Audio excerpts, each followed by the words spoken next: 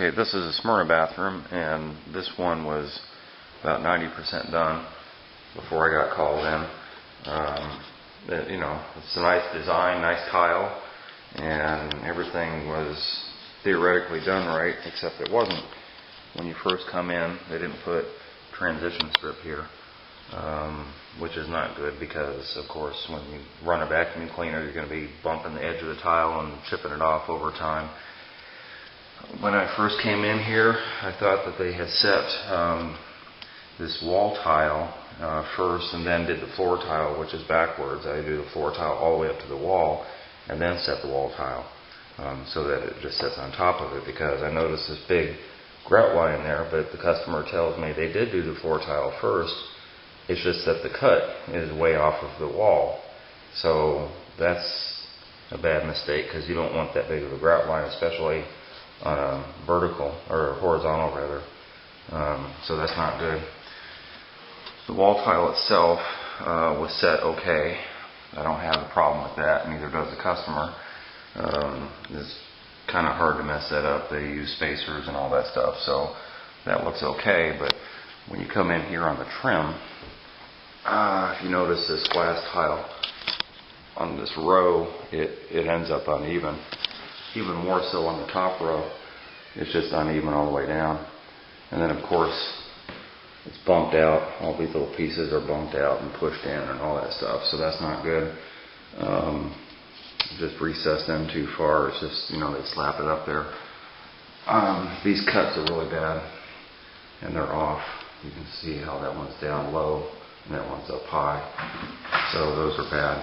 And then this top row, the top row is all uneven too. Well, the top row is uneven because these are uneven. Just really bad installation of these tile. So, in addition, look at this. I didn't even notice this before. You have these big 1/8 of an inch grout lines, and they use non-sanded grout, which is a big no-no. And it's not even deep. You have big old gaps there and everything, so the grout's not even surface level, which I never noticed before. And this is off. Just a lot of little discrepancies like this. At the bottom row here, this is funny. They did all the sheetrock, and they did a great job on the sheetrock, and of course they put sheetrock down here too, and they actually installed this window, but then they never brought the sheetrock all the way up to the bottom of the sill. So they started with a piece of tile down here and then realized that they had nothing to back it up against. So what they decided they were going to do is put it in a wood trim atop of here. Unfortunately, there's nowhere to nail the wood trim into, so that would have been a mess up as well. But rather than, fill that gap in back there and put in these trim tile, or not trim tile, but cut pieces, they never bothered doing that. So that was kind of a mess up. There was another one on this tub where they had they hard plumbed in this tub rather than use angle stop. So you see the distance up here is probably about 3 inches, and then it drops down here to about 2 inches because they had to pull all this plumbing down behind the wall with hard copper, which pulled the tub down, and then of course they tiled up all around it. So now, in order to correct that, I got to take out this whole row of tile all the way around and bump this tub back up. The deck tile, of course, they're doing little 45 cuts on both the top and the bottom here, but they're not matching the cuts up. And that goes on everywhere there's a edge. They didn't put any trim pieces here, which would have negated having to do these 45 cuts. But the 45 cuts are really bad. I mean, the gap in here, look at that. That's more than 1/4 of an inch. That's about 5/8. Another 45 cuts. I didn't know what to do here, because if they did a 45 coming down, there's nothing there. So, that's a big mistake. The curve, same way. Little 45 cuts on both of these tile, which don't match up, and then the gap is huge. Huge gap over here. I guess they were just going to grout it in. This curve is not only off with the tile, the two tile aren't matching well, but it's not sloped in far enough. It should be about 30-degree slope at least. And then, of course, all these 45 cuts that they tried to do going up. And they stopped here for some reason. Here's this trim tile again. And these trim pieces are just really badly done. Going all the way around. This is interesting. Tabs on your electrical are there for a reason. The tabs are actually supposed to push against your wall. And in this case, it would be the tile that's pushing up against, but none of these tabs are up against the tile. So they're too far in. You will never get your plates on there. So they didn't really know how to do that. They made these little cuts at the top here, which is about 2 inches.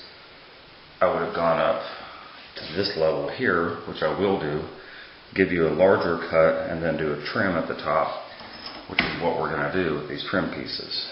And so that will negate having to do all these 45s that they unsuccessfully tried to cut. Over here is even worse on this wall.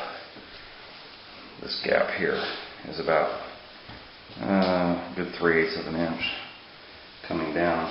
And then down to the floor, you got almost a 1/2 inch grout line going across here, 1/4 inch at least. There's about 1/2 inch. And then you come over here and you have about 1/8 of an inch. So this floor tile, they claim, was not honed properly, but to me, I've looked at the tile, it looks pretty nice. Plus there's only about maybe 12 or 15 pieces down here, so even if it wasn't honed properly, you can take up the discrepancy just by using spacers, having a 1/4 inch here, and then right next to it having a 1/2 inch, or I'm sorry, 1/8 of an inch here, and then at least a 1/4 of an inch here. From one tile to the next is really messed up. Just overall, it's just, you know, these cuts in the corners here is really bad. Look at that gap over there. That's just horrible. So, even a bigger one there. Now, of course, here is a good part of an inch that they left there, but of course they knew the vanity was going to go in here, so I guess they didn't bother doing a nice clean cut. Vanity is a different story. The vanity is a freestanding vanity that's going to push up against the wall. They did all the plumbing, so as you can see, this pipe is probably a good foot from that one, and probably a little better than a foot from that one. You're cold and you're hot, or not even near where your drain line's at, and the vanity itself has a cutout that's, you know, just close enough for all that stuff to fit. Well, if you're going to plumb it in, then bring all that stuff up so it'll fit. So now I have to redo the plumbing and make that all even. And I don't even know that those 2 drain lines are going to be even either, because they're not spatially even to the wall. So the drain lines are going to have to be moved over. Got some outlets up here and stuff that, again, wasn't done right. And they used the Curry system on here, but the seams are really horrifically bad. They let all this mortar to dry back here. I left all this to dry up at top. That all has to come out. Shower pan. I don't know what they were thinking. See, you got this Curry system thing going on here. I don't know where the drain's at. I don't know what they were thinking as far as putting in the drain. That's not going to work. You can't really see these tiles, but they're really badly offset. You know, I'll run my hand across them and I'm just feeling edges everywhere I touch. There's edges of tile where the tiles shouldn't have edges. They should be nice and flush together. So this whole thing has to come out too. Unfortunately, this whole shower pan has to be pulled out and redone, which also means that I gotta take out this bottom row of tile to find out what they did up around here. As far as the shower pan, the customer says that they use the Curry as a shower pan, which is not a good idea. And I'm assuming that the curb was never wrapped. Look at that. Look at these 45 cuts. It's just, that's horrible. Anyway, doing the shower pan again, I think is like not even an issue. It's going to have to be done again because I'm not sure it was done right. Oh, here's another thing too. These little plastic scutcheons are completely round, but they didn't cut their tile completely around. You know, this one goes all the way up to the edge, whereas this one is up to the edge of the tile, so they overlap their tile around the top and the right side and everything. Didn't do a nice cut, plus it's too deep. This is the outside edge. It's supposed to be the outside edge of your tile, so in other words, this should be flush with your tile, and it's not. It's a good ½ inch in, so that has to be reworked and brought out. This is a diverter because we have a overhead rain shower head. This supply is actually going to be a slider, so you're going to have a hose coming out of here, and the slider bar is going to be along here. So this will divert, or rather this is the diverter for that and that. But I don't see any room to put a scutcheon on here because they didn't do their tile right around here. So, you know, like I said, the job is probably 85–90% done, but it has to be redone. So that's what I'm getting ready to do. I have to basically almost start from scratch. I think the only tile that I'll be able to save is this wall tile. Other than that, everything has to come out and redone, which is unfortunate because it's a lot of extra expense and a lot of extra time and labor and everything. And you know, months later, I think this job was started in November and we're in April already. So this should have already been done by Christmas, and it's not. But here's a good one too. Toilet drains are supposed to be about 12 inches on center. This one's 11 inches. 12.5, I'm sorry. So this one's 11 inches. So once we get this floor tile up, we got to bring this toilet drain back another 1.5 inches, or forward rather, in order for the toilet to even fit. Which, you know, they wouldn't have known until the very end anyway, so it's a good thing they're gone, but it's unfortunate that, oh, look at this. These outlets were set right here because they never got moved, and they tried to do all this trim tile around it and barely have any room on the edge here. So obviously we're going to get rid of that altogether and take those two switches and put them right above here so that we won't have anything impeding into this trim. But anyway, so yeah, everything has to be reworked and done over again, unfortunately, so get started. Okay, we're on the final day of this bathroom redo. It's been 14 days today, actually. Working days, it's been 11. It took about 1.5 days, almost 2 days, just to do the tear out. There's a lot of tear out to do. So the end result was probably about 8 working days to redo this bathroom. If you recall in the first video I had, the tile was cut, I guess, about right here. I don't know why they did that. I brought it down to the end and there was no transition strip. I put these metal ones in just because I don't like the marble. The marble's outdated. The metal ones actually guard against the edge of the tile getting hit by a vacuum cleaner. And of course all this floor tile came out. If you remember the first video, there was a lot of discrepancy between the height of some of this tile, and it was kind of a trip hazard. But besides that, the grout lines were all different. You know, we got a 1/4 inch here, 1/8 of an inch, 1/16 of an inch, and so what I did is I just took up all the tile, all the floor tile, and made all the grout lines the same. You know, just basically redid the whole floor and set the toilet. So we got a new toilet. It's a nice one. Did the plumbing on that. That's the what do you call it? That type of whatever it is, not polished brass. What is it called? I forgot. Anyway, so getting back over here, this wall got retiled. Actually, this wall got taken out completely, and it was shortened probably about, I don't know, about 2 or 3 inches. It was shortened.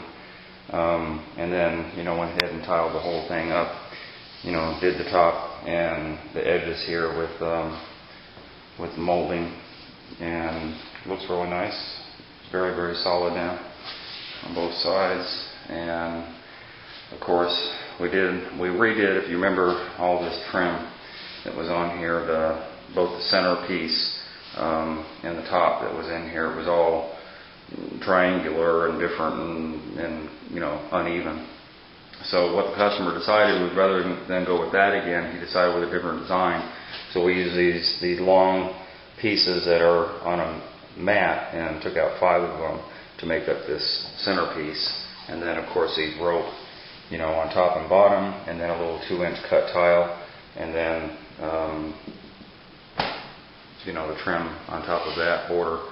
So the border is the same border as this. It's on this wall, going all the way around to the corner, and on this side, on this wall as well. We didn't really do anything over here, except I think this is the only tile that got saved out of the whole bathroom, is this wall right here. I didn't take any tile out except the top pieces. Same with this wall over here. The only tile that got taken off of this wall is that bottom row, because remember the bathtub was too low, so we had to take out that bottom row to pick up the bathtub and do a proper tub surround. So anyway, what we did over here is we got kind of tiled up around the switches and outlets and everything, and the tabs are where they're supposed to be, resting on the edge of the tile where they weren't before. And the same over here. If you remember, this is all messed up and the tabs weren't resting up on anything, so now they are. Oh, this plumbing, this guy had a cabinet. A customer had a cabinet with a sink downstairs that had a cutout, preformed cutout, and the cutouts were pretty narrow. I remember I had said something about the pipes and all that stuff being off center from the drain.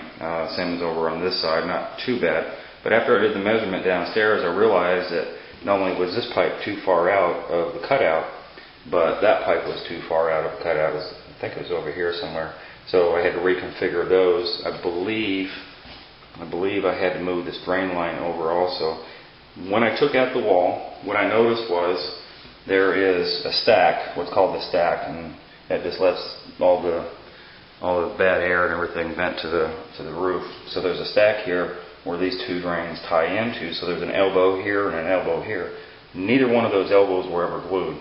So the guy that had come in here and done all the sheetrock really nice and finished it off, did the plumbing, and did, you know, the gluing, supposedly gluing, didn't glue it. So had the vanity been set in, both sinks would have leaked, and nobody would have known what it was until we tore out everything later on. So it's almost a good thing that they messed up on the supply lines so that I could actually get in there and do the gluing. So that's that. You remember the floor cuts were really off of the wall, so we made those really close to the wall.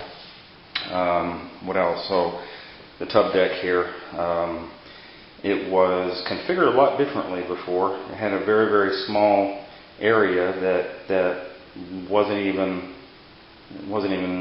resting on the tub, or the tub wasn't resting on the deck rather. So what I did is I tore out this whole section over here, built up a new tub deck actually by 2x6s, and the 2x6 is actually resting on the lip of this tub, so it has something to rest on, where as before it didn't have anything to rest on. So the tub is solid and sturdy. We'll put Durarock over that because there will be water on that, and tiled it, used the same trim that we used on the top of there, on the edge of here, and it looks really nice. Got rid of all those 45 cuts that were going on before. This wall was originally way down here, and I really didn't understand why, so we bumped it up a little bit, up to the windowsill. Actually made it, you know, somewhat level, actually directly level with the windowsill. And the windowsill is actually integrated into this knee wall a little bit.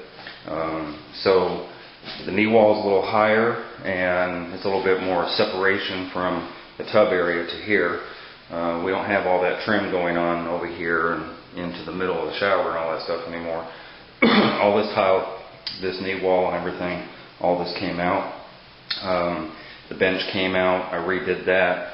All this wall tile came out. You remember way up there, they had left a big mess and everything, and so we did the same trim, same border trim, going around top of here all the way down. And, you know, of course we have the same type of design going on here, except this is with 10 of these rows instead of 5, and it's got a little bit of haze on it from the grouting, but it looks nice. This is actually the customer's design, so I don't like to get too involved in the design features just because there's so many of them. What we did is that same border trim we used on the face of the tub, the face of the tub, the shower bench. This is a solid piece, which I really like. Rather than have all the grout lines with tile, this is one solid piece. It's pretty thick too. And I went ahead and cut it out triangular, and it's at a nice slope so the water will come off in any direction. And the face was tile. So the inside of the shower, if you recall, all this tile was off, and you could actually rub your hand across it and be bumping your fingers on the next tile. So everything is reset. I redid the whole shower pan, poured it, and started from scratch. Actually, the only thing I didn't do was the drain. The drain was okay. The cap is off because that same bronze design that he has for all of his fixtures, the bronze cap from Ferguson didn't fit on here, so I'm going to have to find a cap to go in there, but that's the reason that's off. And all the tile is sloped down to the drain and won't have any issue. If you recall, those shelves were up in this corner over here. I managed to save those during the demolition and integrate them over here, just because it's nice to have your hand to the right instead of to the left, because this shower head, which is part of that diverter system, is going to go on a bar that's going to sit up here. And so having that shower head with that and the soap dishes and all that stuff didn't make any sense, so we put them over there. So this is one shower head that's going to go on a slider. You can raise it up and down. So that's going to be there. And then this is the mixer, hot and cold, which will go to this, and the diverter. The diverter diverts from this shower head to the rain shower head that we put up there. And so you should be able to do not only one or the other, but both at the same time. I haven't tested it yet. I rarely test them until I'm done. I did, however, test to make sure that the diverter and the shower mixer were working properly during the tear-out process. I went ahead and tested that because I don't want to have to come back and do all the plumbing again over. A lot of haze. Anyway, this stuff all comes off. In fact, I'm going to turn the shower on here pretty soon. I'm kind of wipe this down a little bit. The same border trim that we've used on top of there and down there and over here, and we went ahead and used on this wall too. I got real lucky with these drop-in pieces of tile. I was able to cut them, really close to the trim. So that's kind of basically, the renovation process. It was really starting from scratch. For all intents and purposes, this bathroom was taken out probably 85–90%. As I said, this wall was saved and that wall was saved. And of course, I didn't take out the tub or anything, but I did do all this stuff. So it was a good solid 8 days worth of work, and I think it's a lot better now. And hopefully the customer also approves of it. So I guess I'm on to the next job. Incidentally, the reason I do these videos is not necessarily to promote myself. It had that effect. This particular customer found me off of the videos that I'm making now. He was searching apparently for bad tile jobs in Atlanta and saw a couple of videos that I had done. So he said he was in the process of a bad tile job and found me there, and so I came to do his work. While I was here, another lady called me, same situation, got a bad tile job going on, and ironically found me off of YouTube. So again, I'm not trying to promote myself by putting myself on YouTube. It just has happened that way. What I'm trying to do is show you all these different things, as I did in the very first part of this video. These are the things that you don't let get out of hand. By the time you're probably 2 or 3 days in and things are going bad, do something. Like just do something. Get rid of the guy, have a talk with them, do something, but don't let it continue. These guys have told their customers over and over, don't worry about it, it'll be okay, but it's not okay. This gentleman here spent thousands of dollars, not only for labor, but for all this material, which is very expensive material, by the way. And so you know, the bad part is that he had a bathroom that was non-functional after all that money. And what I had to do is tear out all that material. He had to repurchase all this stuff again, very, very expensive, and start again, and then of course pay me.